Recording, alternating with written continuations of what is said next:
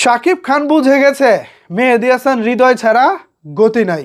বরবাদের মতো সিনেমা যে ডিরেক্টর বানাতে পারে, রাক্ষসের মতো সিনেমা যে ডিরেক্টর বানাতে পারে, সে ডিরেক্টর আসলেই একখান রত্ন। এটা শেষ পর্যন্ত শাকিব খান উপলব্ধি করতে পেরেছেন।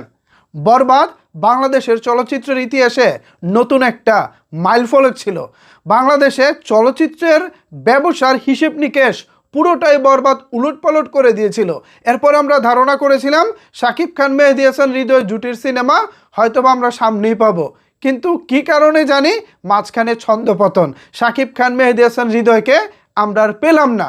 এর ফলে যেটা হলো, শাকিব খান প্রিন্স করলেন, কিন্তু প্রিন্স আমাদেরকে অত একটা মানে করতে পারলো না, আনন্দিত করতে পারলো না। যে কোনো কারণে হোক, সময় স্বল্পতা, টেকনিক্যাল ইস্যু, নানা কারণে প্রিন্স আসলে আমাদের প্রত্যাশিত অনুযায়ী হয়নি। বাট শাকিব খান উপলব্ধি করেছেন আসলে তার ভবিষ্যৎ জীবনে এই মেহেদী হাসান হৃদয়কেই লাগবে। তাই তো শাকিব খান ভরা মজলিসে মেহেদী হাসান হৃদয়ের প্রশংসায় পঞ্চমুখ হয়েছেন। আর এটা অবশ্যই অ্যাপ্রিসিয়েট করার মতো। একজন তারকা শাকিব খান, তিনি তো আর একদিনে নায়ক শাকিব খান হননি। দীর্ঘ প্রায় 27 বছরের ক্যারিয়ারে শাকিব খান আজকে এই পর্যায়ে এসেছেন। সো তিনি আসলে জানেন কোন পরিচালকের ক্যালিবার আসলে কতটুকু, কোন পরিচালকের ক্যাপাবিলিটি আসলে কতটুকু, কোন পরিচালক আসলে কি ডেলিভারি করতে পারে। যতটুকু শুনেছি মেহেদী হাসান হৃদয়কে নিয়ে আগামী বছর প্রায় একাধিক সিনেমা নিয়ে শাকিব খান আসছেন, এবং প্রত্যেকটা সিনেমা হবে বিগ বাজেটের, বিগ অ্যারেঞ্জমেন্টের। আসলে আমরা ঢাকায় সিনেমার যারা দর্শক আছি, আমাদের রুচি এখন অনেকটা চেঞ্জ হয়ে গেছে।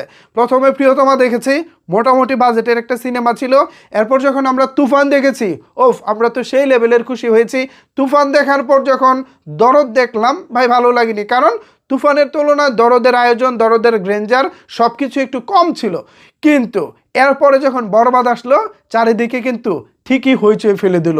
আমরা আসলে বড় কিছু দেখতে দেখতে এখন অভ্যস্ত হয়ে যাচ্ছি। ছোট কিছু আর এখন আমাদের ভালো লাগে না, সত্যি কথা বলতে।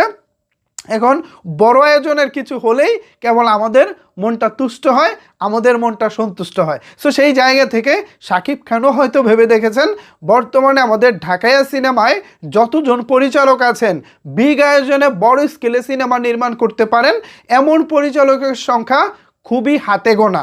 এর মধ্যে আমি দু একজনের নাম বলতে পারবো। ফর এক্সাম্পল হিমেল আশরাফ, যিনি প্রিয়তমা এবং রাজকুমার বানিয়েছেন শাকিব খানকে নিয়ে। এরপর নাম আসবে রায়হান রাফি, যিনি তুফান এবং তাণ্ডব বানিয়েছেন শাকিব খানকে নিয়ে। এরপর অবধারিতভাবেই চলে আসবে মেহেদী হাসান হৃদয়ের নাম। সো মেহেদী হাসান হৃদয় কী করতে পারেন, তাকে দিয়ে কী করা সম্ভব, সেটা তিনি রাক্ষস এবং বরবাদে প্রমাণ করেছেন।